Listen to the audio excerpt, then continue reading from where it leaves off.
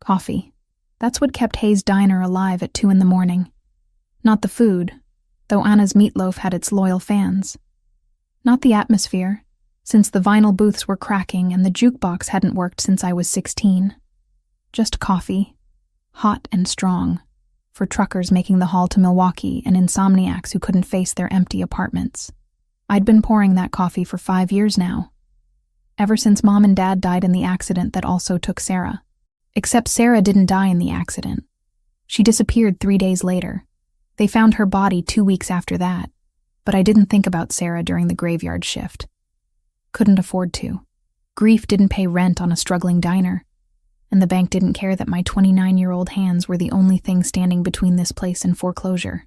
The bell above the door chimed. I glanced up from wiping down the counter, cloth still in hand. 4 men walked in. 3 of them looked like they'd stepped out of a cologne advertisement, all sharp suits and sharper eyes. The 4th, the one in front, made the others look like background props. He was tall, maybe 6'3", with black hair swept back in a way that suggested either a very good barber or a complete lack of concern for current trends. His suit probably cost more than my monthly revenue. But it was his eyes that made me pause mid-wipe. Dark brown, nearly black, and so intense I felt them assess the entire diner in the span of a heartbeat. Giovanni Ricchetti. I didn't know his name yet, but I knew the type. Money, power, danger. Sit anywhere, I called out, forcing professional cheer into my voice. Menus are on the tables. He chose a booth in the back corner. Of course he did.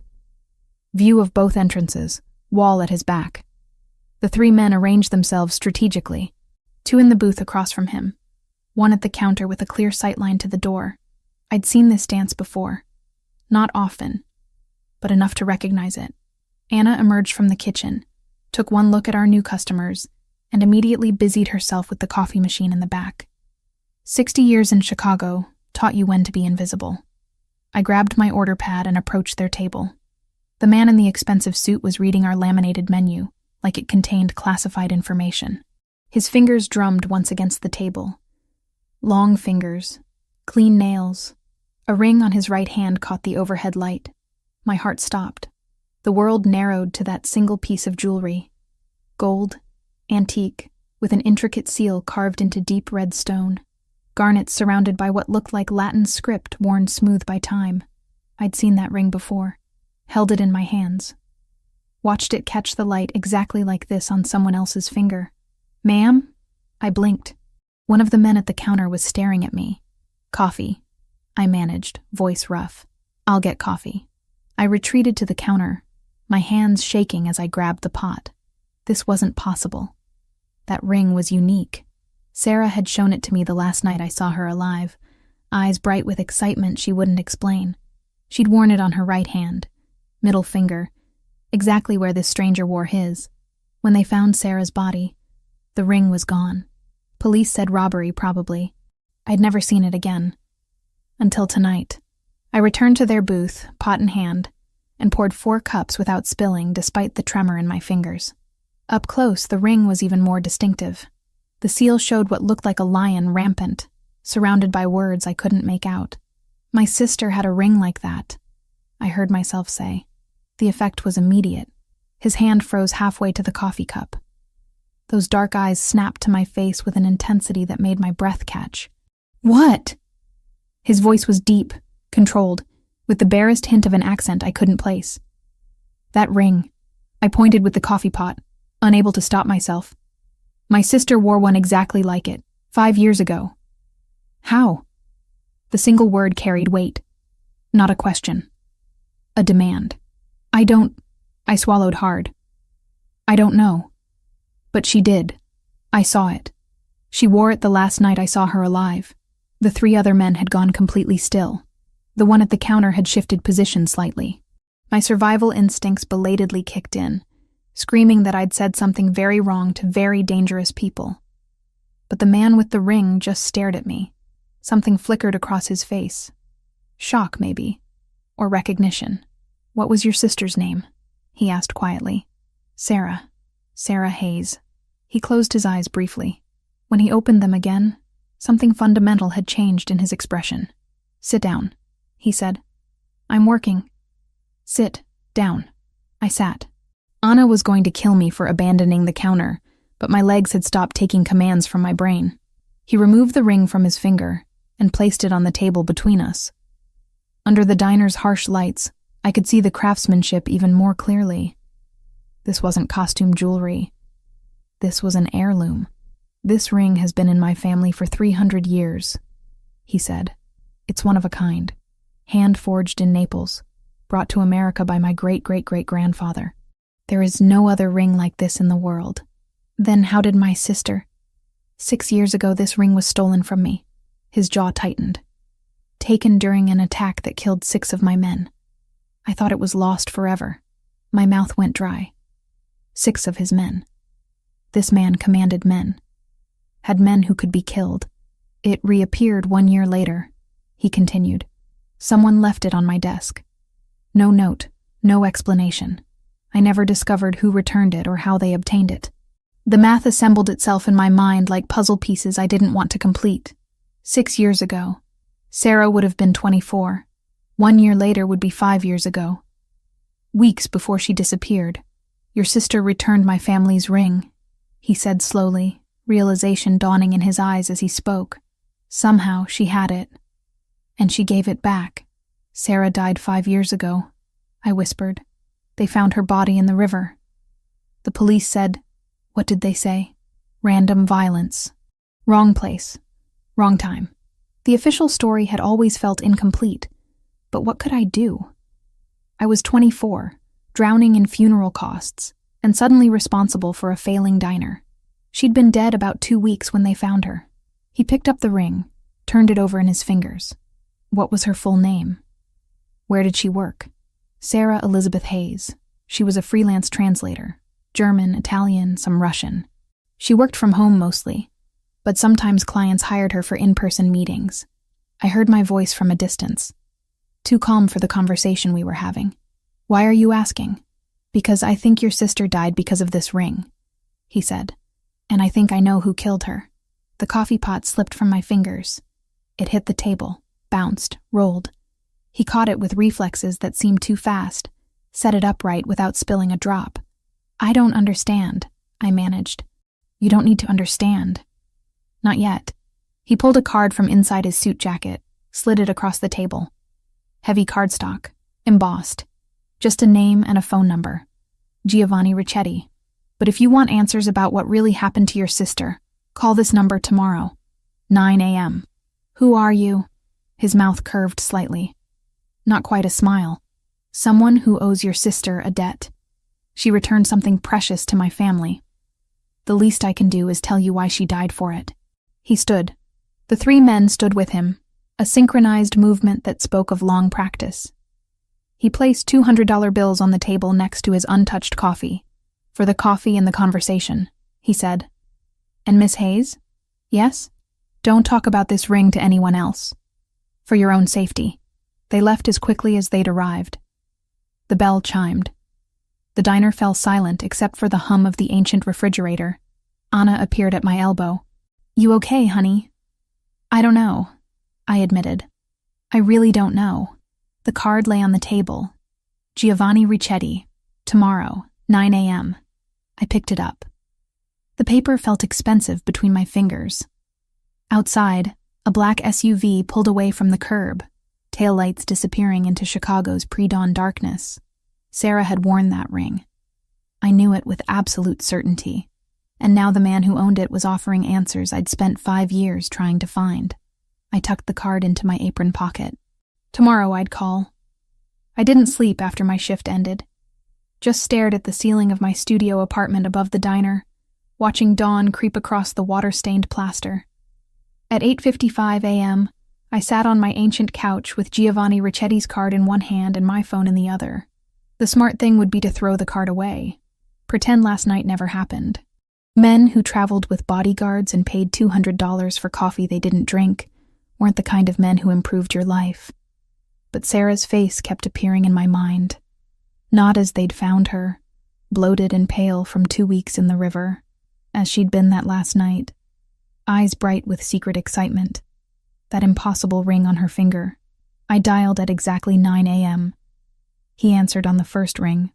Miss Hayes. How did you know it was me? I've been expecting your call. There's a car outside your building. Gray sedan. My driver will bring you somewhere we can talk privately. I moved to the window. Sure enough, a gray sedan idled at the curb. As I watched, the driver's side door opened and a man in a dark suit stepped out. He looked up at my window and nodded once.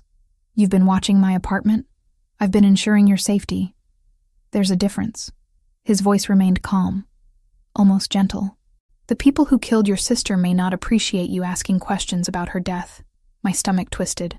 I haven't told anyone about last night. Good. Keep it that way. Will you come? Every instinct I'd developed growing up in Chicago screamed warnings. But curiosity, grief, and 5 years of unanswered questions drowned them out. Give me 10 minutes. I changed into clean jeans, and the one nice sweater I owned that didn't have coffee stains. The driver said nothing during the 20-minute trip through morning traffic, just drove with the competence of someone who'd done this route 1,000 times. We ended up in a warehouse district I vaguely recognized. Old industrial buildings converted into expensive lofts. The kind of neighborhood that gentrified 5 years ago and now hosted artisanal coffee shops next to former meatpacking plants. The driver pulled into an underground garage beneath one of the cleaner buildings. Giovanni waited by a private elevator, dressed more casually than last night. Dark slacks, white shirt with the sleeves rolled to his elbows, the ring back on his finger. Thank you for trusting me, he said. I don't trust you. I want answers. Something that might have been respect flickered across his face. Fair enough. This way. The elevator required a keycard. We rode up in silence. When the doors opened, they revealed not an apartment, but an office. File cabinets lined one wall. A massive desk dominated the center, flanked by computer monitors. Maps of Chicago covered another wall, marked with pins and colored strings like something from a crime drama. Welcome to the archives, Giovanni said. Everything my family has done in this city for the past 40 years is documented here, including the night 6 years ago when we were attacked and this ring was stolen. He moved to one of the file cabinets, pulled out a thick folder, and spread its contents across the desk. Police reports, autopsy photos, surveillance footage stills. I recognized the images before he said anything. Blood, bodies, violence documented in stark black and white. June 14th, 6 years ago. 2:30 a.m. His finger traced across a map. Warehouse on South Racine Avenue. My men were moving legitimate cargo, textiles imported from Italy. A rival organization ambushed us. 6 dead. Millions in property damage. And this ring, stolen from my hand during the chaos. I forced myself to look at the photos. The warehouse in the images was gutted, scorched. Who attacked you? The O'Sullivan family. Irish mob out of Boston, trying to establish Chicago territory. His jaw tightened. Their leader, Connor O'Sullivan, has spent the past 6 years attempting to destroy everything my family built. It became personal after that night. His son died in the attack. You killed his son? He tried to kill me first. I defended myself. Giovanni's voice carried no apology. Connor has never forgiven that. The war between our families intensified after June 14th, which is why I need you to look at something. He pulled up a map on one of the computer screens. Red pins marked one location, blue pins another. The red pin is the warehouse where we were attacked. Where does that look to you? I leaned closer. South Racine Avenue. The surrounding streets triggered recognition. That's near Bridgeport. Sarah had an apartment there when she first graduated college. She moved about 5 years ago, but my breath caught. She worked from a shared office space 2 blocks from that warehouse. I know. He pulled up another file. Bank statements with Sarah's name on them. Your sister occasionally translated documents for various businesses, including some that contracted with my family's import operations. She likely never knew who the actual clients were. We use layers of legitimate companies. You investigated my sister? I investigated everyone who might have had access to that warehouse the night of the attack. Your sister's name came up because she'd worked in the area. He paused. But she wasn't there that night. I verified her alibi years ago. She was at a translation conference downtown, surrounded by witnesses. Then how? Security footage from 3 days after the attack. He clicked a key. Grainy black and white video filled the screen. A figure in a dark coat and hood approached the burned-out warehouse in daylight. The police had cleared the scene, but I kept private surveillance active. Watch. The figure circled the building once, hesitant, then darted inside through a gap in the damaged wall. Emerged 12 minutes later, hands shoved deep in pockets. Walked quickly away. That's Sarah. I didn't need to see her face. I knew the way she moved, how she ducked her head when nervous. What was she doing there? I believe she went to see what happened. Possibly heard about it through her work connections. And while searching the ruins, she found my ring. He paused the video on a frame where Sarah glanced back at the warehouse. Even in the grainy footage, I could see fear on her face. She took it, maybe planning to turn it into police, maybe just because it was valuable. But she kept it for months. Why? That's what I want to know. He pulled out another document. A bank statement showing a deposit to Sarah's account. $5,000, dated 4.5 years ago, 1 month before she died. This deposit has no clear source. Around the same time, my ring reappeared on my desk with no explanation. I think Sarah returned it anonymously and someone paid her for something. Information, maybe. The pieces were assembling into a picture I didn't like. You think Sarah got involved in something connected to your business? I think she found that ring and realized what it meant. That she'd stumbled into something dangerous. His voice softened slightly. Your sister wasn't a criminal, Miss Hayes. But she was curious and brave. Possibly too brave. Someone noticed her. The O'Sullivans? That's my theory. But I need to verify it. He closed the files. Which means investigating your sister's death more thoroughly than I did 6 years ago. The police report listed her death as random violence. Body found in the Chicago River near Goose Island. Cause of death drowning. Evidence of assault. Case went cold within 3 months. I read the report 100 times. My throat felt tight. They said she'd been in the water about 2 weeks. That she probably died the same night she disappeared. Police reports can be falsified, especially when influential people want certain questions to go unanswered. He met my eyes directly. I have contacts who can access the real autopsy report. The one that didn't get sanitized for public consumption. But if I start digging, people will notice, including whoever killed Sarah. You're saying looking into this puts me in danger. I'm saying it puts both of us in danger. But I owe your sister a debt. She returned something precious to my family when she could have sold it or thrown it in the river. That means something. He picked up the ring, turned it slowly. I want to know why she died. I want the people responsible to answer for it. But I need to know you're willing to accept the risks. I thought about Sarah. Smart, careful Sarah who spoke 4 languages and dreamed of working for the UN. Sarah who died alone and afraid in a river while I was sleeping peacefully above the diner. What do you need from me? Everything you remember about her last few months. People she mentioned, places she went, anything unusual. He pulled out a clean notebook. And I need you to accept protection. If someone realizes you're Sarah's sister and that you're investigating, they might act. Protection meaning what? A driver. Someone watching your apartment and the diner. Nothing intrusive. He paused. Nothing you'll notice unless you look for it. And in exchange, I find out what really happened to your sister. I make sure whoever killed her faces consequences. His voice hardened. I keep you alive while we get answers. I should have walked away. Should have called the police. Gotten a lawyer. Done anything except trust a man who casually discussed falsified police reports and private surveillance. But the police had failed Sarah. The official investigation had led nowhere. And Giovanni Ricchetti, whatever else he was, had resources I didn't. Okay, I heard myself say. Tell me what you need to know. He opened the notebook. Start with the last time you saw her alive. So I did. I told him about Sarah's excitement that final night. The ring on her finger that she'd laughed off when I asked about it. About the translation conference she'd attended 2 days later. About how she'd seemed distracted, kept checking her phone, mentioned meeting a client about a big project. Giovanni took notes in precise handwriting, asked clarifying questions, cross-referenced details with files on his computer. By the time I'd finished, 3 hours had passed. This client she mentioned, he said slowly. Did she say what language?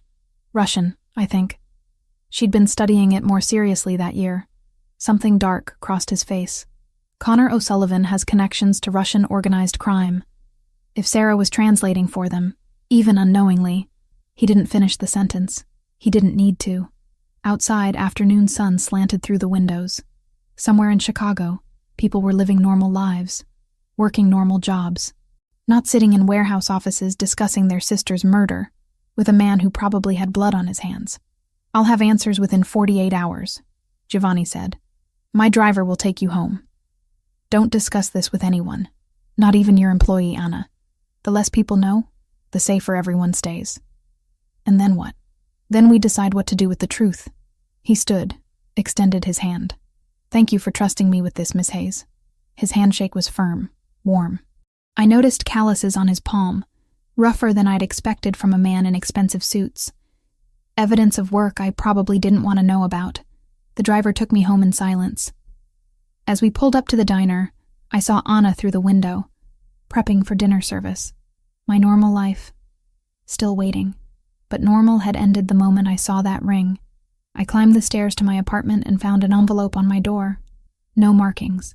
Just thick paper folded once. Inside, a single sentence in block letters. "Stop digging where you don't belong." My hands shook as I pulled out my phone and dialed Giovanni's number. He answered immediately. "What happened?" "Someone left a message on my door. A threat. I'm sending security now." "Don't leave your apartment." His voice had gone cold. "We're out of time. Whoever killed Sarah knows you're asking questions." The line went dead. I locked my door and sat on the couch, that threatening note on the coffee table. 48 hours, Giovanni had said. But I had a feeling we'd run out of time much faster than that. Security arrived in the form of a man named Sergio. Mid-40s, barrel-chested, with the kind of watchful calm that suggested military training. He examined the threatening note without touching it, then swept my apartment like he expected to find bombs in the coffee maker. "You're moving to a safe house tonight," he said. Not a suggestion, a statement of fact. "I have a business to run. You have a life to protect." His voice wasn't unkind. "Giovanni's already making arrangements. You'll keep your routine at the diner, but you'll sleep somewhere secure, non-negotiable." That was how I ended up in a high-rise apartment in River North with floor-to-ceiling windows, security cameras on every corner, and a panic button by the bed. The furniture was expensive and impersonal, corporate housing for people who needed to disappear temporarily.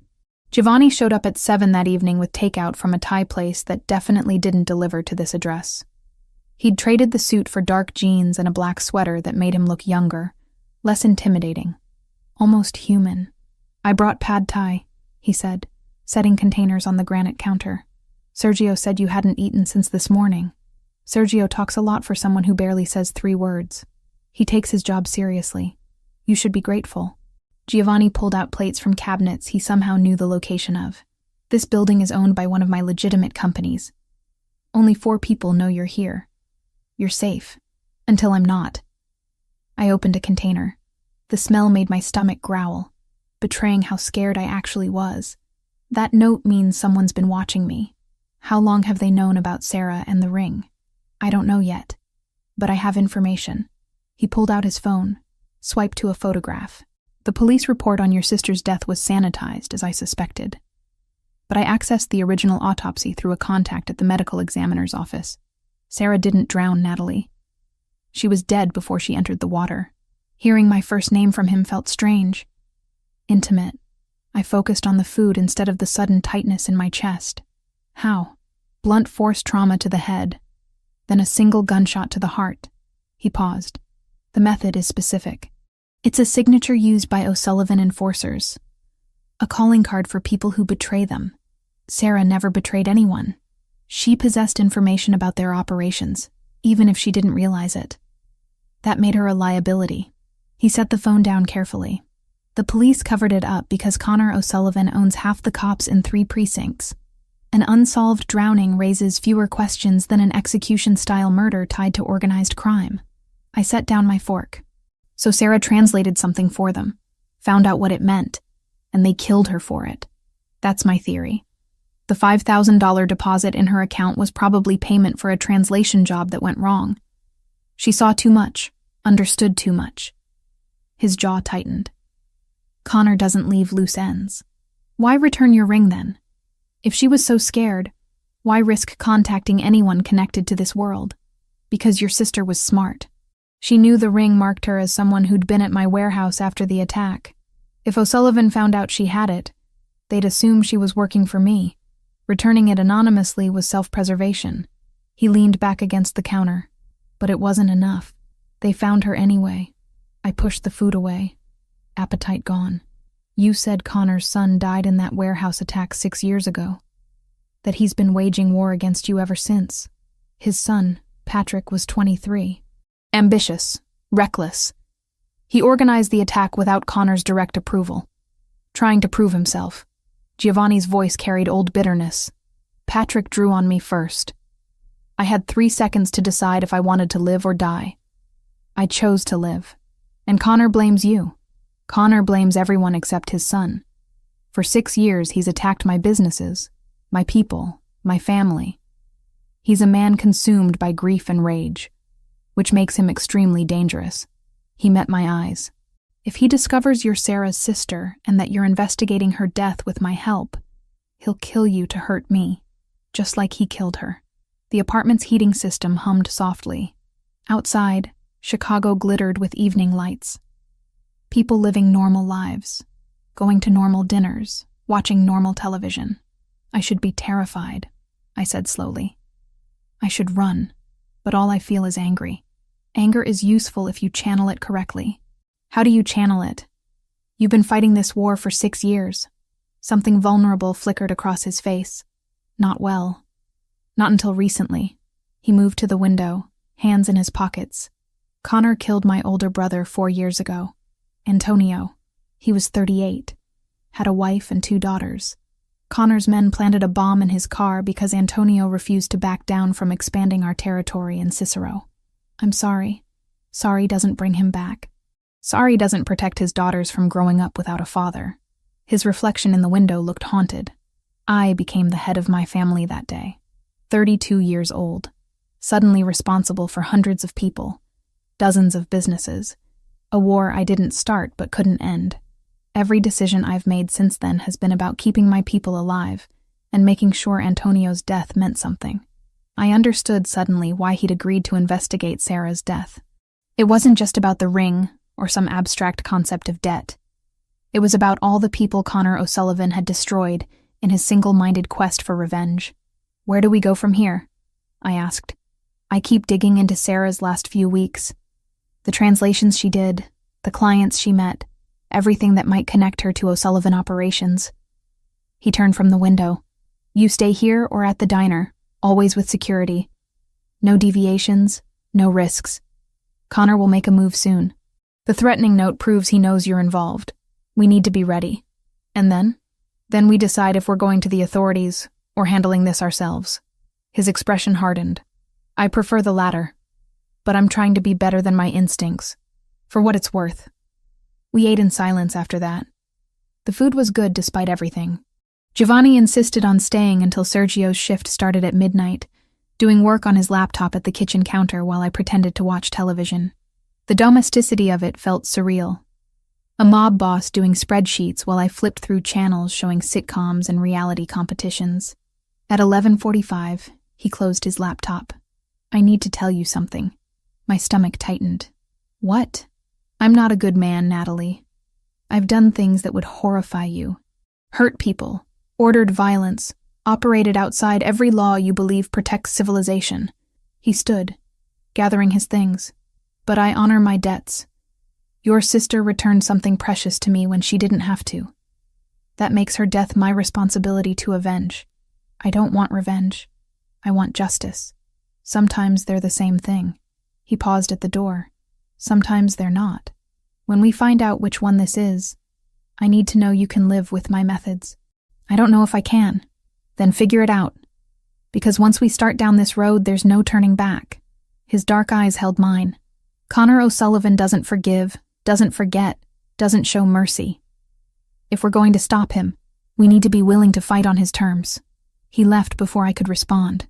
Sergio arrived 5 minutes later, taking up position in the building's lobby with a clear view of all entrances. I stood at those floor-to-ceiling windows, looking down at Chicago's nighttime landscape.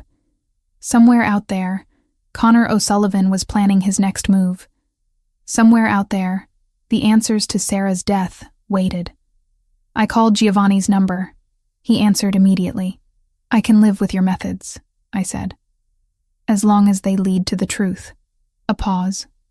Then, quietly, "They will. I promise you that." The next 3 days passed in strange routine. I worked my shifts at the diner with a security detail positioned discreetly at the counter. Sergio or one of his team drove me between the safe house and work. Giovanni visited every evening with food and updates. He'd found the company that had contracted Sarah for Russian translation 5 years ago. A shipping firm that, when properly investigated, turned out to be an O'Sullivan front for moving contraband. Sarah had translated invoices and customs documents, probably never realizing the cargo manifests were fiction. She stopped working for them 3 weeks before she died, Giovanni explained over Chinese takeout on day 4. Filed a complaint with the contracting agency about suspicious requests. That complaint disappeared from their records, but I found a backup copy. What kind of requests? They asked her to deliberately mistranslate certain documents, make numbers match across different forms even when they didn't align. She refused. He pulled up an email on his phone. She sent this to her contact at the agency. "I believe I'm being asked to participate in illegal activity. I'm terminating this contract effective immediately." 2 days later, someone deposited $5,000 in her account from an untraceable source. Hush money, or a final payment with a threat attached. "Stop talking or else." His expression darkened. 3 weeks later, she died. Connor's people had 3 weeks to decide she was a risk they couldn't afford. Can we prove any of this? Not in a court of law. But I don't need a court. He met my eyes. I need you to decide what kind of justice you want. Legal or final. Before I could answer, my phone buzzed. Anna's name on the screen. I answered, heart already racing. "Natalie, honey, you need to come to the diner right now." Anna's voice shook. Someone broke in during closing. Tore the place apart. Left a message painted on the wall. What kind of message? It says, "Your sister should have stayed quiet. So should you." Giovanni was already moving, grabbing his jacket, phone to his ear calling Sergio. I followed, pulse hammering. The safe house suddenly felt like a trap instead of protection. Connor O'Sullivan had just declared open war, and somewhere in the back of my mind, beneath the fear and anger, a small voice whispered what I already knew. I couldn't live with walking away. Not anymore. Not when Sarah's death finally meant something more than an unsolved file in a cold case database. Giovanni's hand found mine as we rode the elevator down. His grip was steady, warm, anchoring. "We end this," he said quietly. "Together. Whatever it takes." I squeezed his hand back. Whatever it takes. The diner looked like a crime scene. Tables overturned, chairs smashed, the vintage jukebox my father had restored lying in pieces across the checkered floor. But the worst part was the wall behind the counter. Red paint dripped down in uneven letters 2 feet high. "Your sister should have stayed quiet. So should you." Anna sat in the only intact booth, wrapped in a blanket despite the warm night. 2 of Giovanni's men stood guard at the door, while Sergio photographed every angle of the destruction. "They waited until I left at 9, Anna said when I sat beside her. Her hands trembled around a cup of tea. I locked up, walked to my car like normal. Came back 20 minutes later because I forgot my reading glasses. Found this.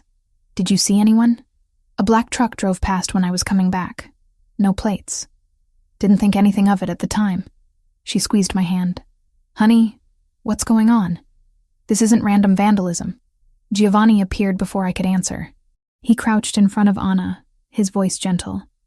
"Ma'am, you're not safe here tonight. My men will drive you home and post security outside your house. Don't come to work tomorrow. Take a few days. This is about Natalie, isn't it? About her sister?" "Yes." He didn't elaborate. Didn't offer explanations Anna hadn't asked for. "I'm going to fix this, but I need you somewhere protected while I do." Anna looked at me. I nodded. She left with 2 security guards, still wrapped in that blanket. And suddenly the diner felt enormous and empty. Giovanni stood in the center of the destruction, slowly turning in a circle. They're escalating. The note on your door was a warning. This is a promise. A promise of what? That they'll destroy everything you care about until you stop asking questions. He pulled out his phone, took his own photographs. Connor's getting nervous. He wouldn't risk this kind of exposure unless he felt cornered. Good. Let him feel cornered. I grabbed a broom from the supply closet, started sweeping broken glass. The repetitive motion helped channel the rage burning through my chest. Natalie, stop. I'm cleaning my diner. You're in shock. He took the broom from my hands, set it aside. This isn't something you fix with cleaning supplies. Then what do I fix it with? Violence? Murder? My voice cracked. You keep talking about your methods, about making Connor pay, but I don't know how to be that person. I serve coffee.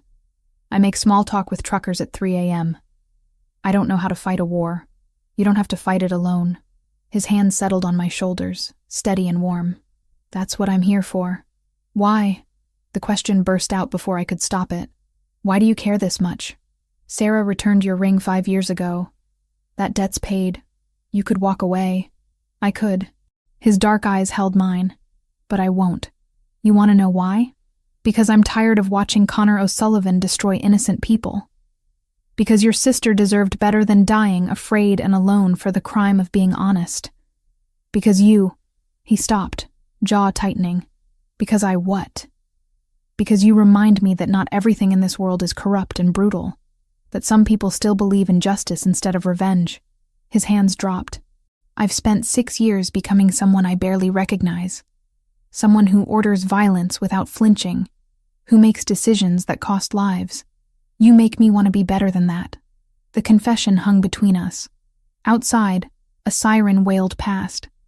Inside, the diner's destruction seemed less important than the way Giovanni was looking at me. Like I was something precious and fragile. I'm not fragile, I said quietly. I'm scared and angry, but I'm not breakable. I know. That's what terrifies me. He stepped back, running a hand through his hair. Come on.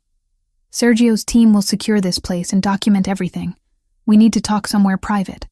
Back at the safe house, Giovanni spread new files across the dining table. I kept digging while you were working today. Found something that changes everything. He pulled out a document covered in Cyrillic text.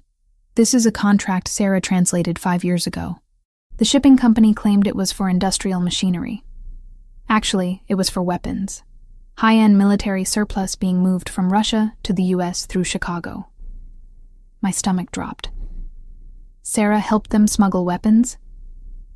Sarah translated words on a page without understanding context. But then she got smart.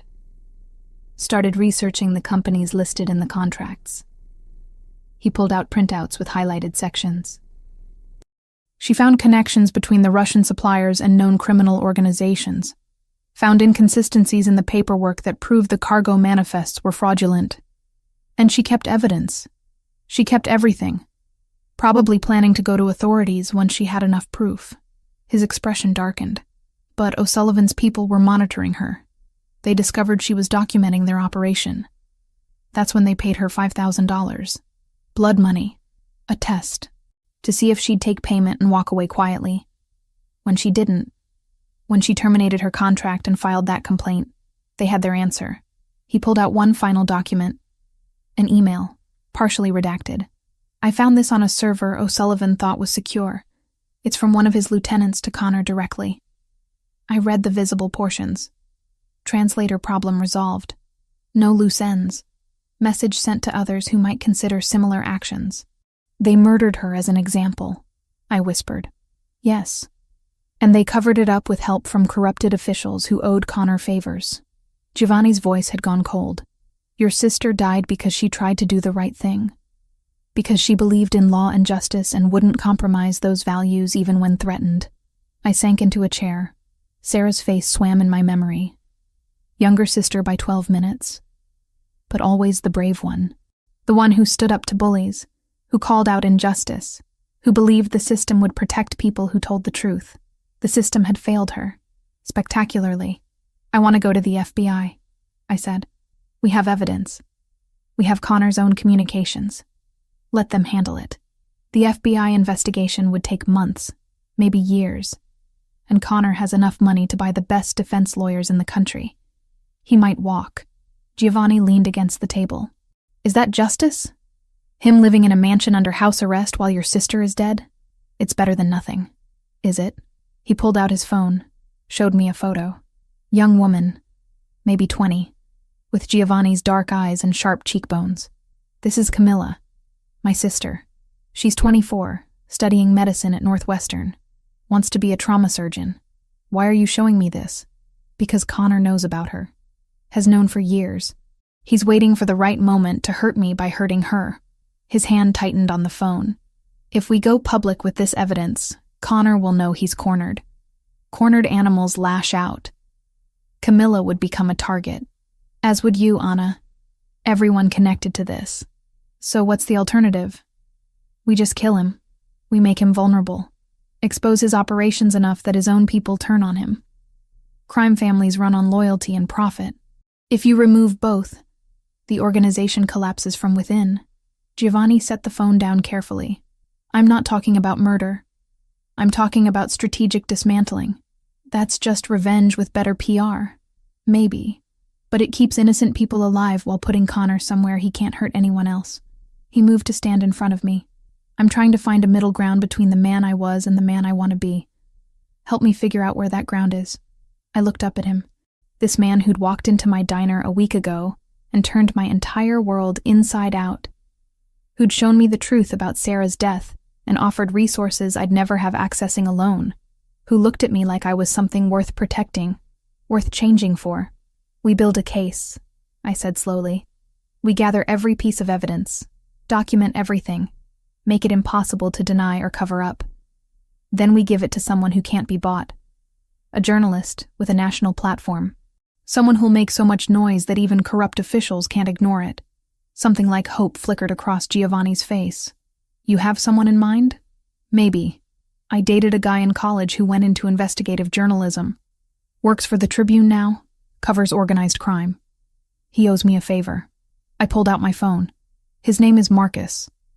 If I give him this story with documentation, he'll run it. And once it's public, Connor loses the protection that comes from operating in shadows. Marcus, Giovanni's expression shifted. You dated him? 3 years, undergrad, ended amicably. We still get coffee occasionally. I raised an eyebrow. Is that a problem? No, of course not. But his jaw had tightened slightly. As long as he's trustworthy, he is. Probably the most ethical person I know.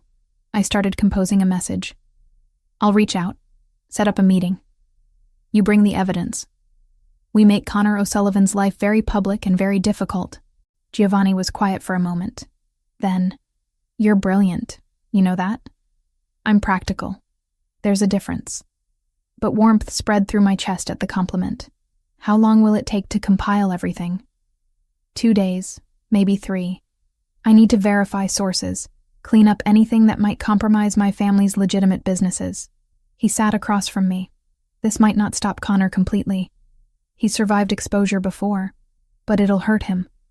Limit his power. Maybe push his organization into turning on him to save themselves. I met his eyes. And it'll give Sarah's death meaning beyond being a footnote in a closed case file. Yes, he reached across the table, took my hand. His palm was warm, calloused, steady. Thank you, for finding a better way than my instincts wanted. We sat like that for a while, hands linked across the table. The evidence of Sarah's murder spread between us. Outside, Chicago hummed with late-night life. Inside, something fundamental had shifted between Giovanni and me. When he finally stood to leave, he hesitated at the door. Natalie? Yes? After this is over, after Connor's dealt with and you're safe. He paused. Would you have dinner with me? Somewhere normal, not takeout in a safe house. Despite everything, I smiled. Are you asking me on a date? I'm asking if you'd want to spend time with me when your life isn't in danger, and I'm not investigating your sister's murder. His expression was almost shy. I'd understand if the answer is no. Ask me again when this is over, I said softly. When we both know who we are outside of crisis mode. He nodded, something like relief crossing his face. I'll hold you to that. After he left, I stood at the window looking out over the city. Somewhere out there, Connor O'Sullivan thought he'd broken me with his threats and violence. Thought I'd run scared like he probably expected Sarah to do 5 years ago. He was wrong about Sarah. And he was wrong about me. I pulled out my phone and sent the message to Marcus. Need to talk. Have a story that'll make your career. Can you meet tomorrow? His response came within minutes. Always. Your place or mine? Neither, I typed back. I'll send you an address. Whatever came next, Sarah would finally have justice, and Connor O'Sullivan would learn that some people don't scare quietly. Marcus arrived at the archive office with a leather messenger bag and the same wire-rimmed glasses he'd worn in college. He hugged me briefly, then looked around the space with undisguised curiosity. When you said you had a story, I didn't expect corporate espionage headquarters. He noticed Giovanni standing by the desk. And you are? Giovanni Ricchetti. No handshake offered. Natalie's told you why you're here? Just that it involves her sister's murder and organized crime. Marcus pulled out a notebook, ever the journalist. I'm listening. We spent 3 hours walking him through everything. The ring, the warehouse attack, Sarah's translation work for O'Sullivan Fronts, the falsified police reports. Giovanni provided documentation for each claim, redacting anything that might implicate his own family in unrelated matters. Marcus took notes in shorthand, asked pointed questions, occasionally stopped us to verify timeline details. By the end, his expression had shifted from professional interest to barely contained excitement. This is Pulitzer-level work, he said quietly. If I can verify even half of these documents, Connor O'Sullivan goes down. His entire organization collapses. How long until you can publish? Giovanni asked. 2 weeks minimum. I need to confirm sources, get legal approval, maybe reach out to federal contacts for comment. Marcus glanced between us. You understand that once this goes public, there will be retaliation. O'Sullivan won't go quietly. We're counting on it, Giovanni said. Once he's exposed, his own people will turn on him to save themselves. Rats leaving a sinking ship.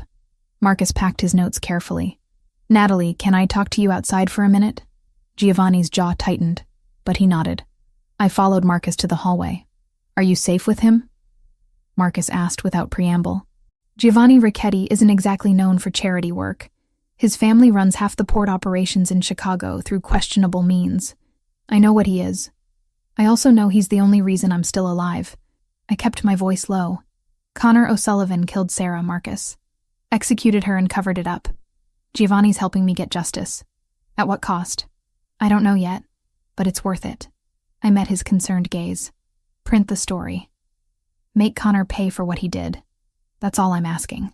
He hugged me again, tighter this time. Be careful. You're playing in a world that doesn't forgive mistakes. After Marcus left, Giovanni was quiet. We drove back to the safe house in tense silence. Finally, as we pulled into the garage, he spoke. You care about him. Marcus, I did once. Not anymore. Not like that. I turned in my seat. Are you jealous? I don't get jealous. I get territorial. The corner of his mouth lifted. There's a difference. Not really. Fair point. He killed the engine. For what it's worth, I'm trying not to be the kind of man who controls who you talk to or sees threats in old relationships. Trying is good. Keep trying. We were laughing when his phone rang. Sergio's name on the screen. Giovanni answered, expression shifting instantly to something cold and focused. When? How many casualties? A pause. Lock down the warehouse district. Full security on all family properties. I'm on my way. He ended the call. O'Sullivan hit one of our storage facilities an hour ago. Burned it to the ground. 2 of my men are dead. The warmth between us evaporated. I'm coming with you. Absolutely not. Those men died because Connor knows we're building a case against him. I need to see what we're dealing with. I grabbed my jacket. I'm not asking permission. For a moment, I thought he'd argue. Instead, he just nodded tersely. Stay close to me. Do exactly what I say. Understood? The warehouse was still smoldering when we arrived. Fire trucks lined the street, firefighters working to contain flames that had already consumed most of the structure. Police cars blocked traffic, officers taking statements from witnesses who probably saw nothing useful. Giovanni's men stood in a tight cluster away from official attention. Sergio approached as we exited the car, his expression grim. Both dead were on perimeter patrol. Throats cut, professional work. Attackers used the bodies as distraction, hit the warehouse while we responded to finding them. He handed Giovanni a phone. They left this on one of the bodies. Giovanni checked the phone. His jaw tightened. He showed me the screen. A text message. "Stop helping the Hayes girl or your sister is next." "Camilla," I whispered. "She's in class at Northwestern right now. I've got 6 men surrounding her who she doesn't know exist." But his hands shook slightly as he pocketed the phone. "Connor's never directly threatened her before. This is new. Because he's scared. We're getting too close. Or because he's decided scorched earth is his only option." Giovanni turned to Sergio. "Pull everyone back to defendable positions. Family properties only. Nothing exposed. And get Camilla to the estate. I don't care if she has exams. She's not safe at school." Sergio moved immediately. Giovanni stood watching the warehouse burn, flames reflected in his dark eyes. "I should have anticipated this," he said quietly. "Should have known Connor would escalate. You can't predict everything. I can try. Those men had families. They trusted me to keep them safe." He pulled out his phone, made a call, spoke in rapid Italian to someone on the other end. When he finished, his expression had hardened into something frightening. "I'm moving assets, consolidating power. If Connor wants war, he'll get it. That's not the plan. Marcus needs time to publish. Marcus has 2 weeks. I have hours before Connor hits another target." He turned to me. "You're going back to the safe house. Non-negotiable. I need to handle this without worrying about your safety. I can help. You can stay alive. That's how you help." His voice gentled slightly. "Please, Natalie. I can't think clearly if I'm terrified Connor's going to grab you off the street." I wanted to argue. Wanted to insist I wasn't helpless. But 2 men were dead, and Giovanni's sister was being threatened, and my presence complicated his ability to protect everyone else. "Okay, but you check in every 2 hours. I need to know you're safe too." Something softened in his expression. "Deal." Sergio drove me back while Giovanni coordinated response to the attack. The safe house felt more like a prison than protection, but I forced myself to stay put. Every news alert on my phone showed the warehouse fire, speculated about gang violence, quoted police sources about ongoing investigations into organized crime. Giovanni called at 6 p.m. "Camilla's secure at the estate. She's furious with me for pulling her out of school, but alive and protected. That's what matters. How are you holding up?" "I've had better days, but I've also had worse." Background noise suggested he was mobile, probably in a car. "O'Sullivan hit 2 more properties this afternoon. A gambling operation in Greektown and a legitimate restaurant in Little Italy. No casualties this time, just property damage. He's trying to provoke me into retaliation. Will you retaliate?" Silence. Then, "I'm trying not to. Trying to be the man who waits for Marcus's story to destroy Connor legally. But it's difficult when my people are dying and my sister is threatened. I know, but we're so close. 2 weeks and this ends the right way. 2 weeks feels like a lifetime when you're waiting for the next attack." He exhaled slowly. "I need to go. Security briefing in 5 minutes. I'll call you later." He didn't call later. At 11 p.m., Sergio called instead. "There's been an incident. Camilla's car was ambushed leaving the estate. She's alive but injured. Giovanni's at Northwestern Memorial with her now." My hands went numb. "How bad?" "Gunshot wound to the shoulder, through and through, missed major arteries. She'll recover." His voice hardened. But O'Sullivan made his message clear. "Nobody connected to Giovanni is safe. I'm coming to the hospital. Giovanni said you'd say that. He also said absolutely not. The hospital might be under surveillance. I don't care. Get me there or I'll take an Uber." Sergio knew a losing battle when he heard one. We arrived at Northwestern Memorial 40 minutes later. Giovanni stood outside a private room, still wearing clothes stained with what I realized was blood. His sister's blood. He looked up as I approached. Whatever mask he usually wore had shattered completely. What remained was raw fear and barely contained rage. "She was just driving to dinner with friends," he said, voice hollow. 6 men protecting her. They still got close enough to shoot. I didn't say anything, just wrapped my arms around him. He stood rigid for a moment, then collapsed into the embrace, face buried against my shoulder. His breathing was uneven, hands gripping my jacket like I was the only thing keeping him upright. "I can't lose her too," he whispered. "Antonio, my parents, so many friends. I can't lose Camila. You won't. She's going to be okay. This time. What about next time? Or the time after that?" He pulled back, eyes red. "Connor won't stop until everyone I love is dead or I am. That's who he is. Then we stop him first, whatever it takes." I thought I knew what that meant. Thought I could wait for legal justice. His expression shifted to something cold and decided. I was wrong. Some people don't deserve mercy or time. They deserve... Giovanni. I gripped his face in both hands, forced him to look at me. "Don't let him turn you into something you'll regret. Connor wants you to lose control, to give him justification for more violence. Don't give him that. My sister is in a hospital bed with a bullet wound. I know, and we will make him pay. But not by becoming him." I held his gaze. 2 weeks. Let Marcus publish. Let the world see who Connor O'Sullivan really is. Then, if he's still a threat, we deal with him your way. He closed his eyes, jaw working. When he opened them again, some of the coldness had receded. 2 weeks. But if he comes after you or Camilla again before then, all bets are off. Agreed. A doctor emerged from Camilla's room. Young woman, South Asian, with the calm confidence of someone used to delivering difficult news. "Mr. Ricchetti? Your sister is asking for you. She's stable and awake." Giovanni straightened, wiping his eyes quickly. "Can Natalie come too? Family only usually, but given the circumstances..." The doctor glanced at the security stationed everywhere. "I'll allow it." Camilla looked younger than 24 in the hospital bed, connected to monitors and IVs. Her right shoulder was heavily bandaged, but her eyes were alert and furious. "If you say I told you so, I'm checking myself out of this hospital," she told Giovanni immediately. "I would never." He kissed her forehead gently. "How's the pain?" "Manageable with drugs. Unmanageable with the knowledge that I'm missing my anatomy practical tomorrow." She noticed me. "You must be Natalie. Giovanni talks about you constantly." "Camilla, it's true and you know it. Natalie this, Natalie that." She smiled despite the circumstances.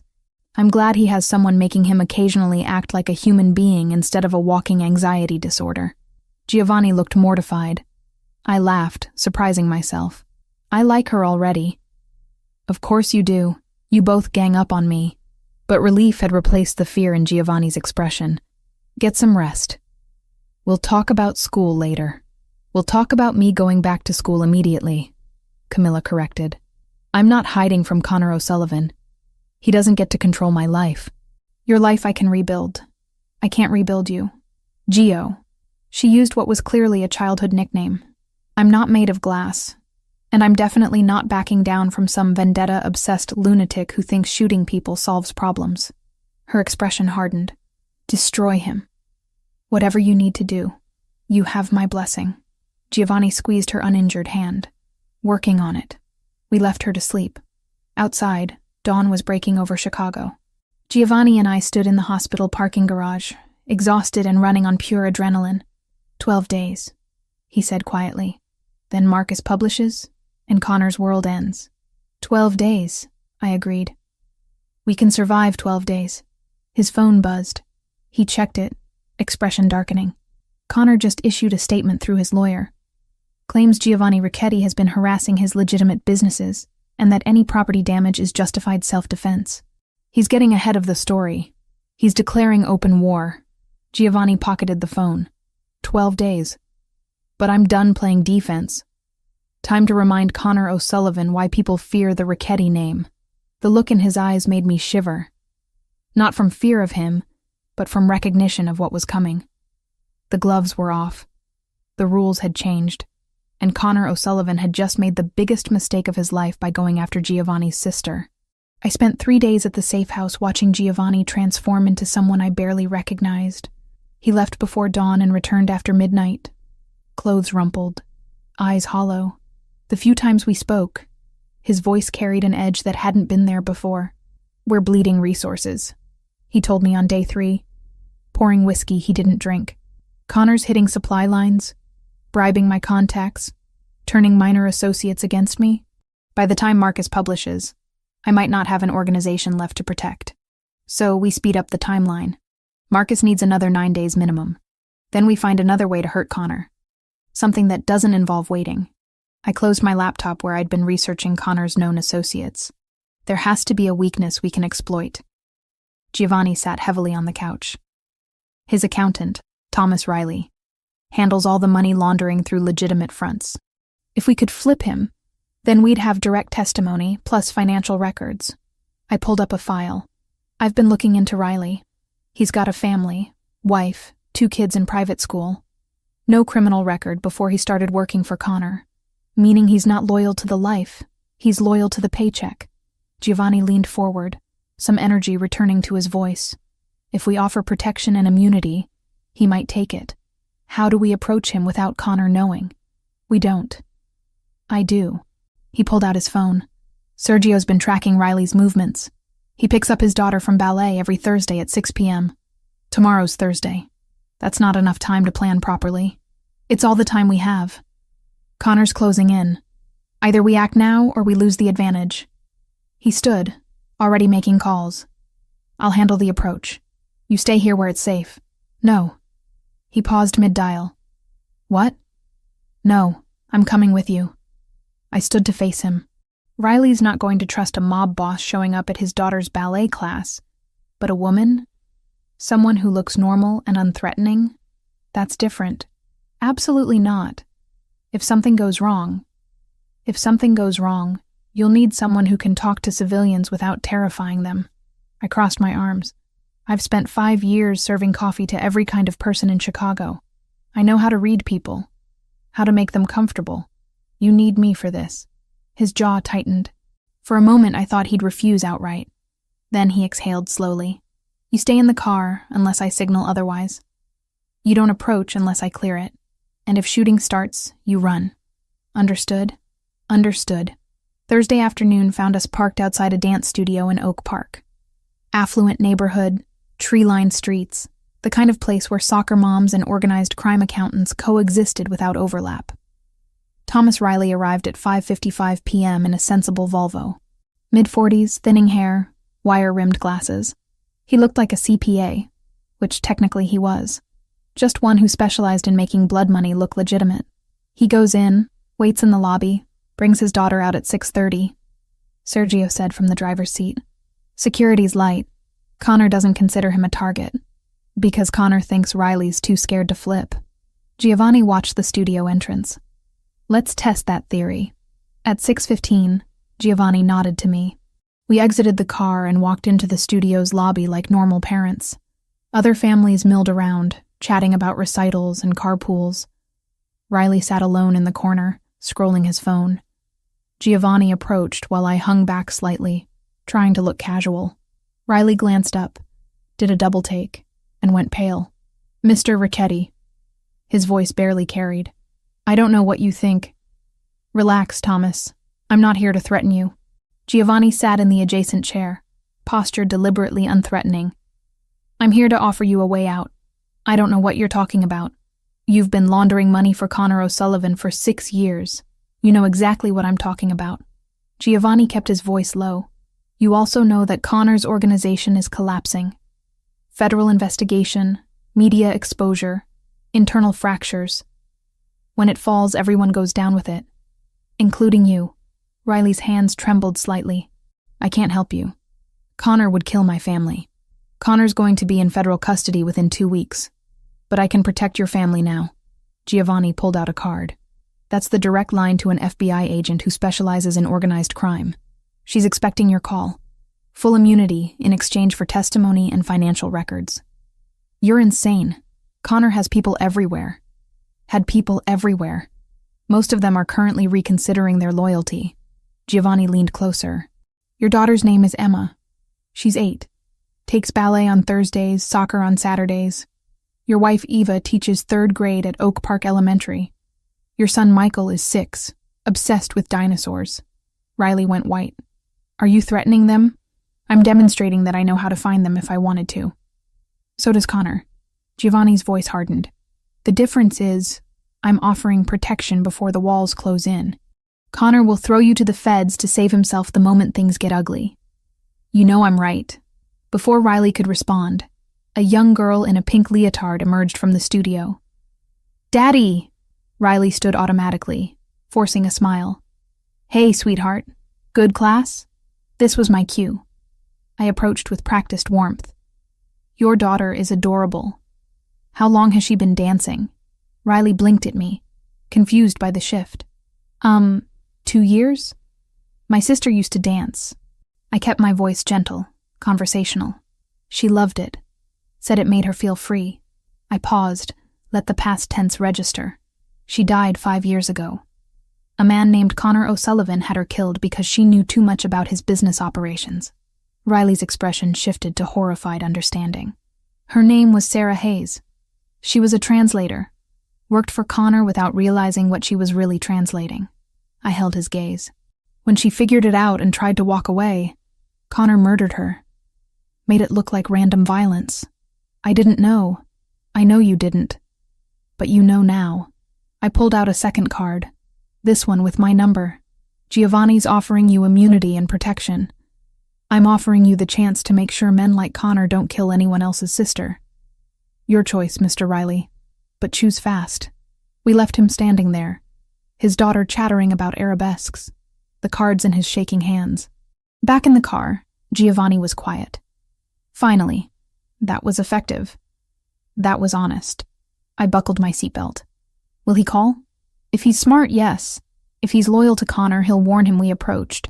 Sergio pulled into traffic. Either way, we'll know within hours. We knew within minutes. Sergio's phone rang. He listened. Then, Riley just called the FBI agent.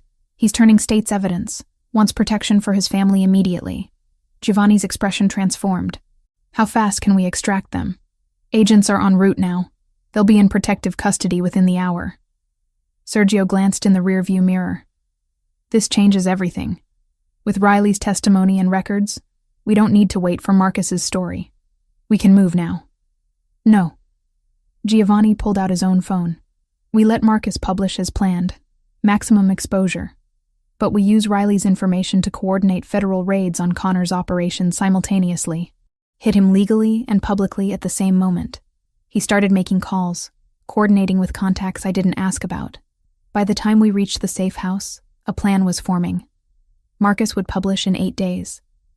The day before publication, federal agents would raid every O'Sullivan property Riley's records identified. Freeze accounts, seize assets, arrest key personnel. When the story broke, Connor would already be cornered. He'll retaliate before then, I said as Giovanni outlined the timeline. Once he realizes Riley's gone, he'll know something's wrong. Let him. We're ready for war now. Giovanni pulled up a tactical map on his laptop. All family assets secured, personnel in defendable positions. If Connor wants to hit us, he'll lose more than he gains. The next 3 days were tense waiting. Riley provided hundreds of pages of financial documents from a FBI safe house. Marcus coordinated with federal prosecutors to align his publication with the raids. Giovanni fortified his territory like a general preparing for siege. On day 6, Connor made his move. 3 O'Sullivan vehicles tried to ambush a Richetti supply convoy on the highway. Giovanni's men were ready. The ensuing firefight blocked traffic for 2 hours and left 4 O'Sullivan soldiers dead. No Richetti casualties. He's desperate, Giovanni said, watching news footage of police processing the scene. Throwing bodies at a problem that can't be solved with violence. Will this speed up the federal response? Already has. They're moving raids up to tomorrow. His phone buzzed. Marcus is publishing day after tomorrow instead of waiting the full 8 days. We're out of time to be cautious. I felt it then. The reality of how close we were to ending this. Tomorrow, federal agents would dismantle Connor's empire. The day after, the world would know what he'd done to Sarah and countless others. And somewhere in Chicago, Connor O'Sullivan was realizing his kingdom was crumbling. Giovanni pulled me close suddenly. After tomorrow, when the dust settles, I need to know if you can still look at me." "What do you mean?" "I mean that by this time tomorrow, I'll have helped destroy a man, coordinated with federal agents to dismantle an organization that, while criminal, employed hundreds of people who'll now face prosecution. I'll have done it without remorse." His dark eyes searched mine. "I need to know if the person I'm becoming is someone you can accept." I thought about Sarah, about Camilla in a hospital bed, about Thomas Riley's daughter who'd almost lost her father to Connor's empire of fear. "You're not becoming someone new. You're becoming someone better than you were." I touched his face gently. "The old Giovanni would have just killed Connor and everyone connected to him. This Giovanni found a way to get justice while protecting innocent people. That's growth, even if my methods aren't exactly legal. Even then." I kissed him, brief and gentle. "Nobody's perfect, but you're trying. That counts for something." His phone rang. Sergio's name. Giovanni answered, listened, and his expression went cold. Connor just issued a direct challenge. "Wants to meet tomorrow night, neutral ground, to settle this like men." He set the phone down carefully. "It's a trap. Has to be. Or it's a desperate man trying to maintain some illusion of control," I said slowly. "Either way, it's an opportunity." "To do what?" "To end this face-to-face. Let him think he has power. Then watch federal agents arrest him in real time while we're watching." I pulled up the raid timeline. The raids start at 6 a.m. tomorrow. By 8 p.m. when Connor wants to meet, his entire operation will be in federal custody. He just won't know it yet. Giovanni stared at me. Then he started laughing, genuine and surprised. "You want me to show up to his trap after his empire is already gone. Let him think he has leverage he doesn't have, and then watch his face when he realizes he's lost everything." I smiled. "Call it psychological warfare. It's brilliant. It's also insane and dangerous.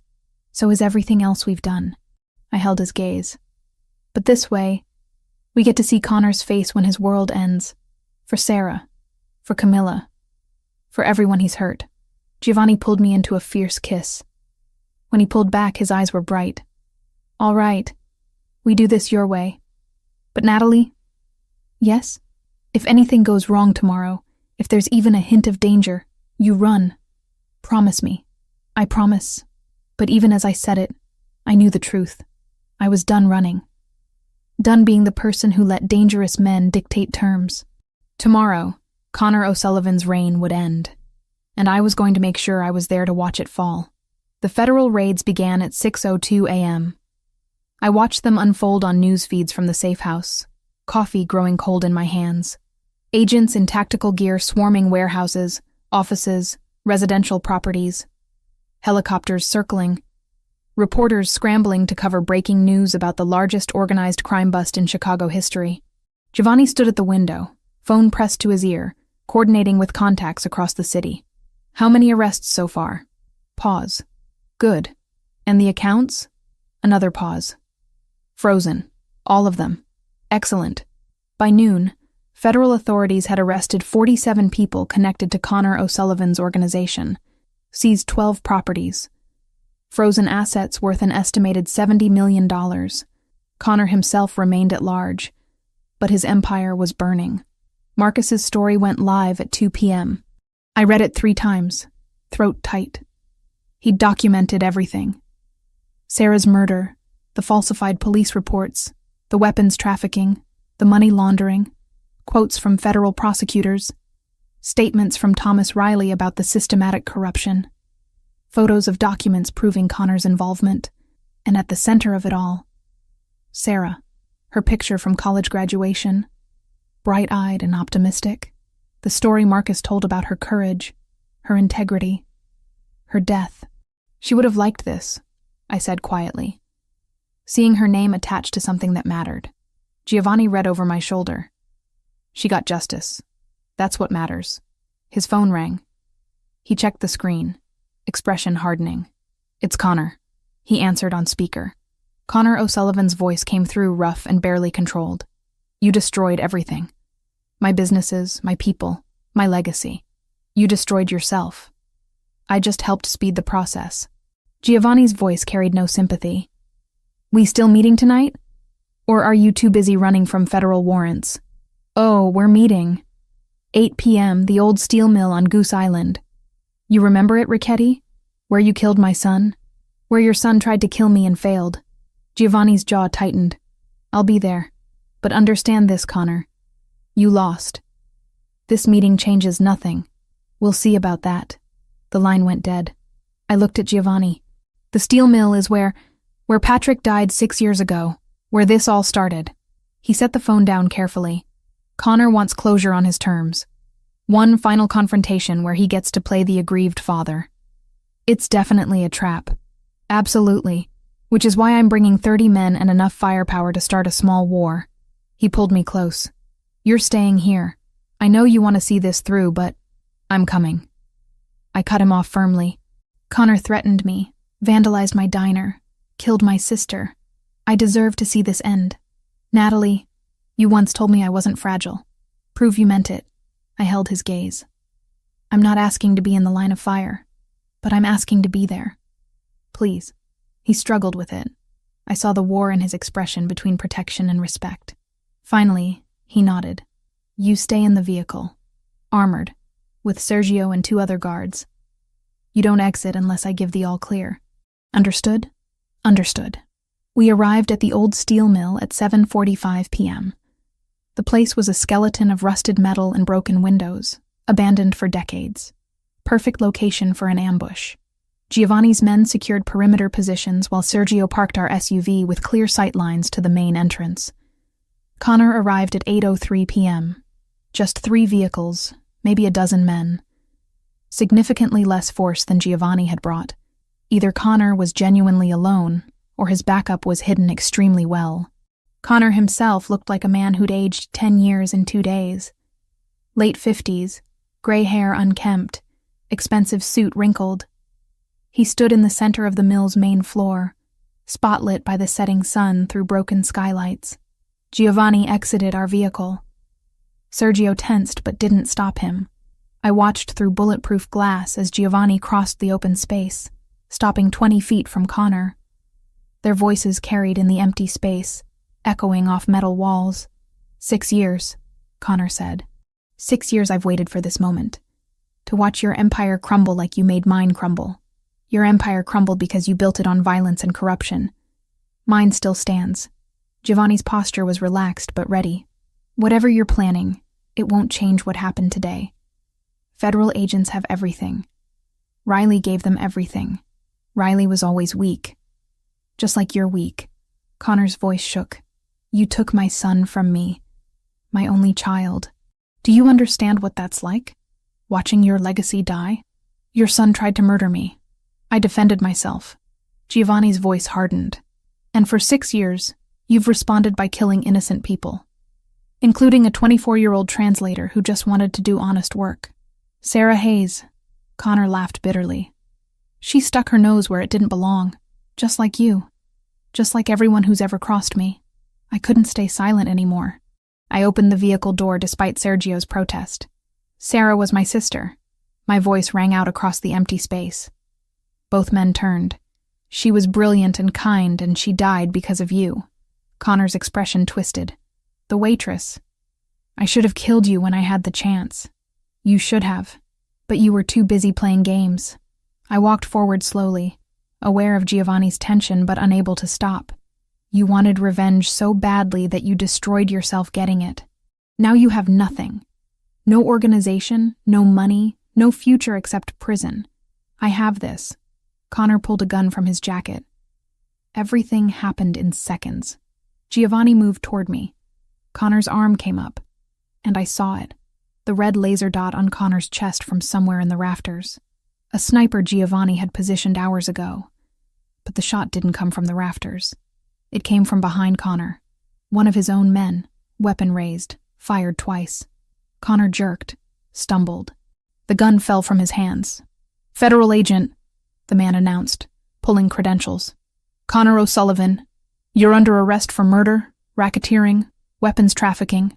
More agents emerged from positions I hadn't noticed. They'd been here all along, waiting. Connor collapsed to his knees, blood spreading across his shirt from what looked like shoulder wounds. Non-lethal. Deliberately placed. Giovanni reached me, pulled me behind him protectively. But the danger had passed. Agents swarmed Connor, weapons trained, reading him his rights as he bled and swore. "You set this up," I said quietly to Giovanni. "You knew the feds would be here. I suggested it might be a good place to arrest him safely, away from civilians." Giovanni kept his eyes on Connor. "I wanted you to see him caught, but I also wanted to make sure nobody else died tonight.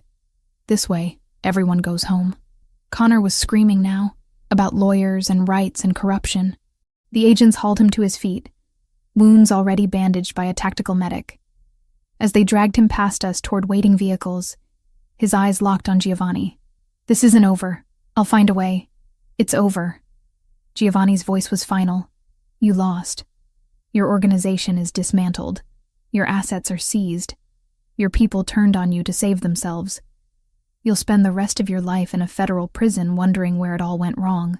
He paused. "The answer, by the way, is that night 6 years ago when you raised your son to think violence solved problems. He learned from the best, and it got him killed. That's on you, Connor. Not me." Connor tried to lunge forward. The agents restrained him easily, dragging him away, still screaming threats. We watched until the vehicles disappeared, leaving only the shell of the old steel mill and the setting sun. "It's done," Giovanni said quietly. "Really done. Yes." I leaned against him, exhausted. What happens now? Now the legal system handles Connor. He'll face trial, probably get life imprisonment given everything Riley and others are testifying to. Giovanni turned to face me. "And we figure out what life looks like without a war hanging over us." 3 months passed before life resembled anything close to normal. The federal trials dominated news cycles. Connor was convicted on 17 counts and sentenced to life without parole. His remaining organization fractured completely, absorbed by other families or dismantled by authorities. Giovanni kept his word about restructuring. He promoted new leadership for the family's remaining questionable operations, while investing heavily in legitimate businesses. Still a Ricchetti, still powerful, but less exposed, more strategic. I reopened Hayes' Diner with insurance money and a generous loan from Giovanni that I insisted on repaying with interest. He'd offered to just buy the building and gift it to me. I'd threatened to break up with him if he tried. "We're dating now," he'd asked, amused. "If you're going to be in my life, we're doing it properly, which means I keep my independence and you respect it." He'd agreed. Had been agreeing to everything I asked for 3 months. It should have felt like victory. Instead, it felt like building something real. Anna returned to work once the danger passed, though she kept a baseball bat behind the counter now. "Just in case," she'd said with a wink. Camilla recovered fully and went back to school. She visited the diner occasionally, always ordering pie and telling embarrassing stories about Giovanni's childhood. I liked her immensely. On a Tuesday afternoon in early spring, I locked the diner door after lunch rush to find a small box on the counter. Inside, Giovanni's family ring, the one that started everything. A note accompanied it. "This belongs with Sarah now. Will you come with me to finally let it go?" I called him. "Where are you?" "Downstairs, if you're willing." He was leaning against his car, hands in pockets, looking uncertain in a way I'd never seen him. I held up the box. "You're sure?" "I'm sure. Sarah earned it. And maybe if we leave it with her, we can both move forward." We drove to the cemetery where Sarah was buried. I'd paid for a better headstone with my share of reward money from the federal case. Sarah Elizabeth Hayes, beloved sister. She stood for truth. Giovanni knelt, placed the ring on the grave. "I'm sorry we never met properly. Sorry my world touched yours and destroyed it. But your sister made me want to be better. Thank you for that." I added flowers I'd brought, wild roses, Sarah's favorite. "You'd like him, I think. Eventually, after you finished yelling at him for getting you killed." Giovanni smiled slightly. Would she have yelled? Absolutely. Sarah never met an authority figure she didn't question. I touched the headstone gently. But she also believed in second chances, in people changing. You would have annoyed each other and then become friends. We stood in silence for a while. Finally, Giovanni took my hand. "I need to ask you something." "Okay. Move in with me." Not the safe house. My actual home. The one I haven't shown you yet because I was terrified you'd hate it and hate me by extension. The words came quickly, nervous. I know it's fast. I know we agreed to take things slow. But I wake up every morning wanting to see you and go to sleep every night wishing you were there. I'm tired of slow. I want to build a life with you. My heart hammered. What kind of life? Whatever kind you want. I'll commute to the diner every morning for coffee if that's what it takes. I'll learn to make small talk with truckers. I'll become the most boring, legitimate businessman Chicago's ever seen. He squeezed my hand. I just want to do it with you. I thought about Sarah. About the life she'd wanted. Full of adventure and purpose and love. About how she'd died pursuing truth and justice. About how she'd want me to be happy. Show me this house first, I said. And we negotiate terms. I'm not giving up my independence or the diner. Wouldn't dream of asking you to. And you keep transforming those questionable operations into legitimate ones. Already in progress. And you introduce me to your entire family as your girlfriend. Not just some woman you're protecting. He pulled me close, eyes bright. I'll take out a billboard if you want. Giovanni Ricchetti is hopelessly in love with Natalie Hayes and she tolerates him for reasons he doesn't understand. I don't tolerate you. I paused, took a breath. I love you. Even though you're complicated and dangerous and you paid $200 for coffee you didn't drink. I love you too. Even though you're stubborn and reckless and you threatened to break up with me over a business loan. We kissed there in the cemetery. Spring sun warming the air. Sarah's grave between us. When we pulled apart, I could have sworn I felt her approval. Sarah had always wanted me to take risks, to live fully, to love fearlessly. I was finally doing all three. Giovanni's house turned out to be a converted brownstone in Lincoln Park. Historic, beautiful, and surprisingly cozy, despite the security system that could probably withstand a military assault. I moved in 2 weeks later with Anna's blessing and Camilla's enthusiastic help. The diner thrived. Giovanni showed up most mornings for coffee, charming the regulars and occasionally washing dishes when we were short-staffed. It was domestic and strange and perfect. 3 months after moving in, I found a positive pregnancy test in my bathroom. Giovanni found me sitting on the bedroom floor, test in hand, tears streaming down my face. Natalie, what's wrong? He crouched beside me, saw the test, and went completely still. I'm pregnant. The words felt surreal. I'm pregnant, and I don't know if I'm terrified or excited or both. He pulled me into his arms and I realized he was shaking. I'm definitely both. Maybe more terrified than excited. Possibly panicking. He pulled back to look at me. Are you okay? Do you want this? I think so. I mean, yes. But Giovanni, we're bringing a child into your world. The world where people get shot and organizations war with each other. How do we make it safe? Safer than it was. His hands cupped my face gently. I've spent 3 months restructuring everything to minimize risk. We'll do more. Whatever it takes to give this child a life where danger isn't normal. You promise? I promise. On Sarah's memory. On everything I am. He kissed my forehead. We'll figure it out together. And somehow I believed him. Not because the world was safe, or because danger had disappeared, but because Giovanni was trying. Because we were building something better than what came before. Sarah would have approved of that too. Giovanni's reaction to the pregnancy evolved through distinct stages. First came the terror.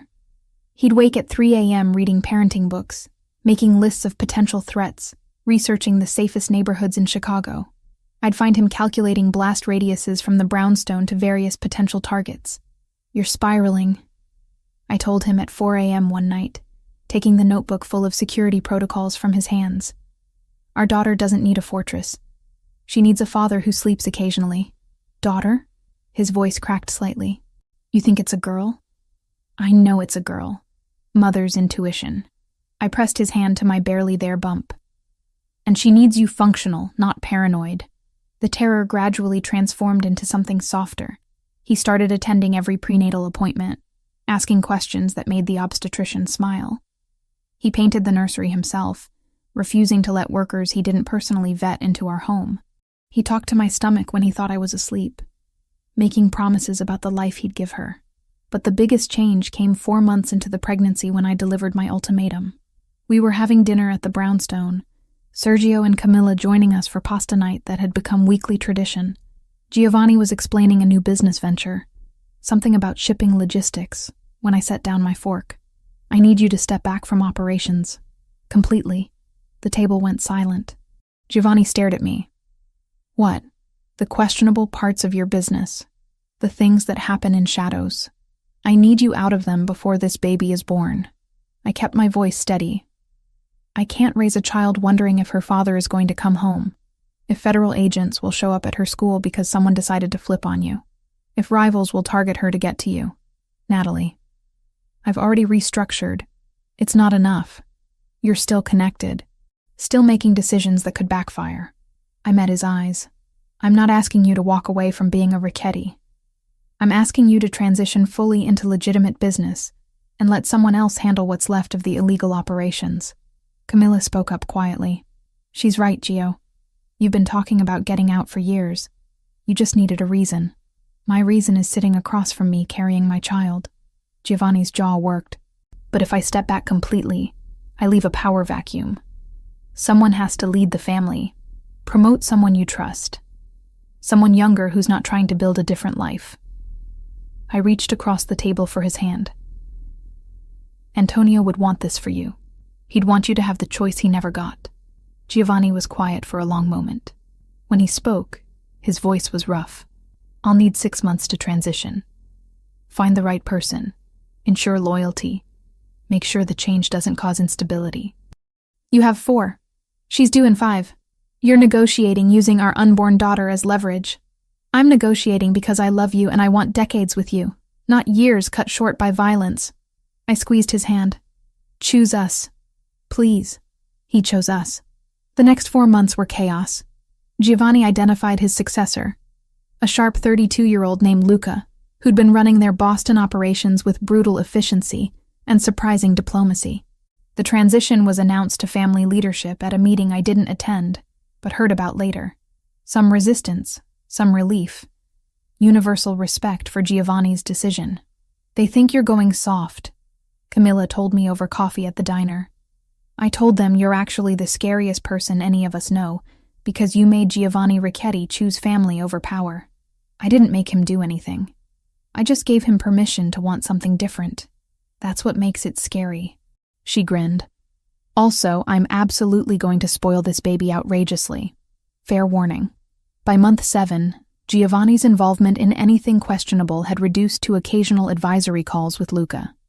He threw himself into legitimate ventures instead, expanding the family's import business, investing in real estate, even exploring tech startups. It was strange watching him transform into someone who attended city council meetings and charity galas. You look good in a tuxedo, I told him at a fundraiser for the children's hospital. Very respectable mob boss turned philanthropist. Former mob boss. Present tense philanthropist who's completely out of his depth at these events. He tugged at his bow tie. How do you talk to these people? They're terrifying. They're rich donors. You've negotiated with actual criminals. Criminals are more straightforward. They tell you what they want. These people talk in circles about quarterly projections and impact metrics. He spotted Camilla across the room, waved. Your sister is better at this than I am. Camilla's better at everything social. That's why she'll be an excellent doctor. I rubbed my very pregnant belly. Are you ready for this? Really ready? For fatherhood? No, absolutely not. I'm terrified I'll break her or raise her wrong or fail to protect her from everything. He placed his hand over mine on my stomach. But I'm trying to be ready. That has to count for something. It counted for everything. Our daughter arrived on a Tuesday in October, 3 weeks early, and with enough drama to announce her Richetti heritage. 20 hours of labor. Giovanni nearly passing out twice. Camilla in scrubs because she'd convinced the hospital to let her observe as part of her medical training. Anna waiting in the lobby with half the diner's regular customers who'd somehow heard the news. When the nurse finally placed a screaming, red-faced baby in my arms, I understood immediately why people did irrational things for their children, why Giovanni had walked away from power, why Sarah had tried to fight corruption despite the danger. She's perfect, Giovanni whispered, fingers gentle on her tiny hand. What do we name her? We'd discussed this for months without reaching consensus. But looking at her now, the answer was obvious. Sophia, after your mother. I touched her dark hair, already thick, and Sarah as a middle name. Sophia Sarah Ricchetti. Giovanni's eyes went bright. You're sure? I'm sure. Your mother deserves to be remembered. And Sarah, my throat tightened. Sarah deserves to be part of the good that came from all of this. He kissed my forehead, then Sophia's. Thank you. For her. For everything. The first month of parenthood was chaos. Sophia had her father's intensity and my stubborn refusal to sleep on any predictable schedule. Giovanni approached fatherhood like a military operation. Spreadsheets tracking feeding times and diaper changes. Research about developmental milestones. Baby-proofing that would have impressed security consultants. You can't bubble wrap the entire house, I told him at 2 a.m. while nursing Sophia. She needs to be able to live. She can live in a safe environment. There's a difference. But he was smiling when he said it, exhaustion and joy mixing in equal measure. By month 3, we'd found a rhythm. Giovanni handled morning duties so I could sleep after overnight feedings. I took afternoons while he worked on legitimate business from a home office. Camilla visited twice a week, teaching us things from her medical training. Anna insisted on babysitting every Sunday so we could have date nights. You two need adult time, Anna declared, already cooing at Sophia. Go, eat food that requires utensils. Have conversations about something other than diapers. Those date nights became sacred. Sometimes we went somewhere fancy, remembering who we'd been before parenthood consumed us. More often, we just walked along the lakefront, talking about everything and nothing. About Sarah and how she'd have loved being an aunt. About Giovanni's brother Antonio, and the nephew he'd never get to meet. About building lives that honored the people we'd lost. Do you miss it? I asked one evening as we watched sunset over Lake Michigan. The power, the respect that came from fear, all of it? Giovanni considered carefully. Sometimes. Usually when Sophia cries for 2 hours straight and I can't fix it. Then I think about how being a mob boss didn't prepare me for fatherhood at all. He pulled me closer. But then she smiles at me or falls asleep on my chest, and I realize this is better. Harder, but better. No regrets? Only that I didn't find you sooner. That Sarah had to die for us to meet. His voice went quiet. I'd change that if I could. Take a different path that didn't cost her life. I know. But we can't change the past. We can only honor it. I leaned against him. Sarah would like knowing her death meant something. That Connor's in prison. That you chose a different life. She'd probably also yell at me for getting you involved in my world at all. Definitely. Then she'd demand to babysit Sophia every weekend. I smiled through sudden tears. I miss her. Every day. I know. He held me while I cried. Something I'd done periodically since Sophia's birth. Grief mixed with joy. Loss mixed with love. The complicated reality of building happiness from tragedy. 6 months after Sophia's birth, I returned to the diner part-time. Giovanni had offered to hire full-time staff, so I wouldn't have to work, but I'd refused. The diner was mine. My connection to my parents, to Sarah, to the life I'd built before everything changed. I wasn't giving it up. So Giovanni learned to operate the espresso machine. Camilla covered occasional shifts. Anna remained the backbone of the operation. And I brought Sophia with me sometimes, letting her sleep in a bassinet behind the counter while I poured coffee for truckers and regulars who'd known my family for decades. She's going to grow up smelling like coffee and hearing stories about the weird 3 a.m. crowd, I told Anna one afternoon while Sophia napped.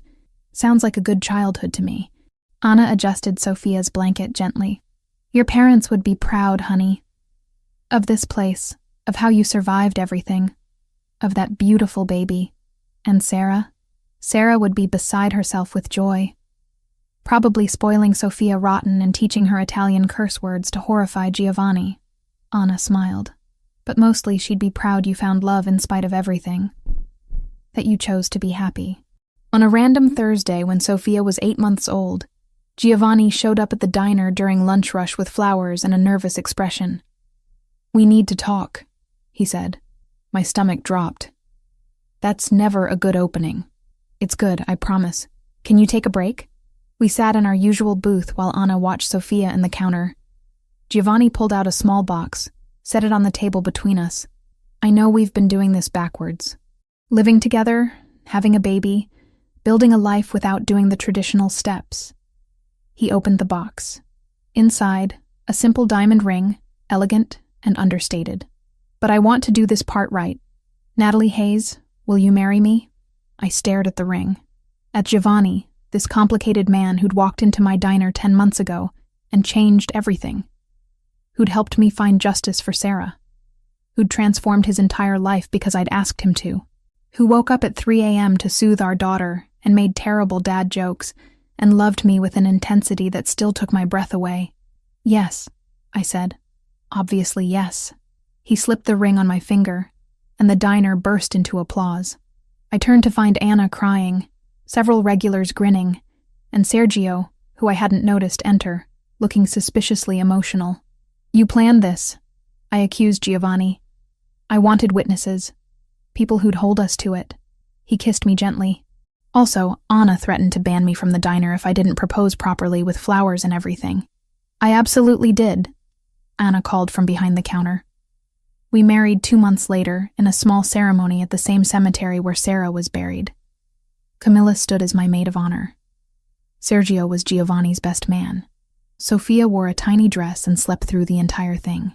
We kept it intimate, just family and close friends, exchanging vows with Sarah's headstone in view. "I take thee, Giovanni Ricchetti, former criminal mastermind, current legitimate businessman, forever Sophia's terrified but devoted father," I said when it was my turn. Laughter rippled through our small gathering. "To have and to hold, even when you're ridiculous about baby-proofing. To love and to cherish, because you chose to be better, for as long as we both shall live." Giovanni's voice was rough when he spoke. "I take thee, Natalie Hayes, waitress extraordinaire, fierce advocate for justice, the scariest person I've ever met in the best way. To have and to hold, especially during 3 a.m. feedings. To love and to cherish, because you make me want to deserve you. For as long as we both shall live." We sealed it with a kiss, while Sophia woke up and immediately demanded attention. Perfect chaos. Perfect love. After the ceremony, I laid my bouquet on Sarah's grave. "You'd have liked him eventually," I told her silently. "Once you finished being furious. He makes me happy. I hope wherever you are, you're happy too. And thank you for the ring, for starting all of this." That evening, the diner hosted our reception. Anna had closed early and decorated with fairy lights and flowers. We danced between the tables. Sophia passed between aunts and uncles, regulars crashing the party with good wishes and terrible karaoke. Giovanni pulled me close during a slow song, Sophia asleep against his shoulder. This is not what I imagined my life looking like. Better or worse? Better. So much better it terrifies me. He kissed my forehead. "Thank you for taking a chance on a complicated man with a questionable past. Thank you for becoming someone worth taking a chance on." 6 months later, I found Giovanni at the diner on a quiet Tuesday afternoon. He sat in the booth where we'd first talked about the ring, Sophia in his lap, showing her pictures on his phone. "What are you two doing?" I asked, sliding in across from them. "Showing our daughter her Aunt Sarah, telling her the story about how her parents met because of a ring and justice and a very brave woman who tried to do the right thing." He looked up at me, eyes soft. "She should know where she comes from. All of it." Sophia grabbed for the phone, babbling in her own language. Giovanni let her, patient and gentle. This man who'd ordered violence without flinching now spent his afternoons teaching our daughter about family and heritage, and choosing to be better. "I love you," I said suddenly. Have I mentioned that recently? Not in the last hour. I was starting to worry. He grinned. "I love you too. Even though you make me work double shifts at the diner when we're short-staffed. Builds character. I have plenty of character. I'm a reformed mob boss turned respectable businessman and doting father. Keep telling yourself that. Former Don Ricchetti." He laughed. the sound rich and free. Sophia laughed too, not understanding the joke but happy to participate. And I realized this was everything Sarah would have wanted for me. Love, laughter, safety, purpose, a life built from tragedy, but defined by hope. The diner bell chimed, new customers entering. Time to get back to work, to the life I'd built serving coffee and raising a daughter, and loving a complicated man who'd chosen change. But first, I leaned across the table and kissed my husband. Then I kissed our daughter's forehead. Family. Hard-won and precious and worth every struggle to get here. Sarah's ring remained in the family vault, a reminder of where we'd started. But this, Sophia's laughter, Giovanni's peace, our quiet life, was the legacy that mattered. The proof that sometimes justice looks like vengeance, sometimes like trials, but most often like choosing to build something good from the rubble of what was lost. And that was enough. More than enough. It was everything.